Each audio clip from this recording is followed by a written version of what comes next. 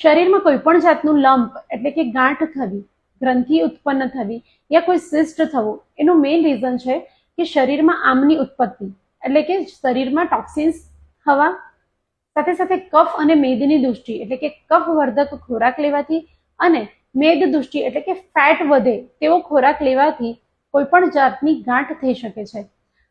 આજકાલ ઓપીડીમાં ઘણા બધા પેશન્ટને સબેસિયસ સિસ્ટ એટલે કે રસોડી ચરબીની ગાંઠ જોવા મળતી હોય છે. એનું મેઇન રીઝન એ છે કે જીમ જતા લોકો વધારે પડતું પ્રોટીનનો ઇન્ટેક કરે છે, યા તો હેલ્થ અવેરનેસના લીધે લોકોને હવે એવું થઈ ગયું છે કે પ્રોટીન આપણે લેતા નથી.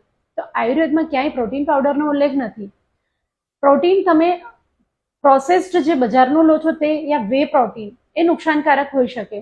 જે નેચરલ પ્રોટીનના સોર્સ છે કે મિલ્ક, ગાયનું દૂધ યા તો મગ, મસૂરની દાળ એ રેગ્યુલર લેવાથી કફ વધતો નથી, કેમ કે એ ડાયજેશનમાં એકદમ લાઇટ છે.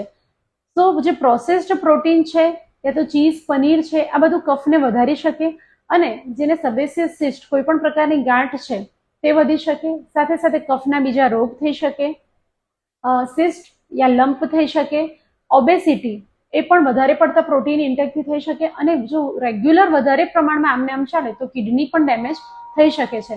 તો જો તમે રેગ્યુલર પ્રોટીનનો ઉપયોગ કરતા હોય તો સાવચેત રહેજો કે દરેકની તાસીર એક સરખી નથી, દરેકની પ્રકૃતિ એક સરખી નથી. જો વધારે પ્રમાણમાં પ્રોટીનનો ઉપયોગ કરવામાં આવે તો કિડની ડેમેજ તો થાય છે, સાથે સાથે સ્કિનના પ્રોબ્લેમ પણ વધી રહ્યા છે, જેમ કે દાદર, ખરજવું, એક્ઝિમા.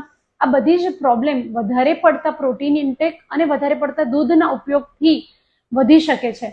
તો જો તમે રેગ્યુલર પ્રોટીન લેતા હોય, પ્રોટીન પાવડર એટલે કે જે પ્રોસેસ્ડ છે માર્કેટમાં મળતું જે પાવડર છે યા વે પ્રોટીન લેતા હોય તો ચોક્કસથી એક વખત તમારા ડાયટિશિયન યા તો કોઈ ડોક્ટરની સલાહ મુજબ જ લેજો. બાકી પ્રોટીન લેવાના ચક્કરમાં આપણે આપણી હેલ્થ બગાડી શકીએ છીએ.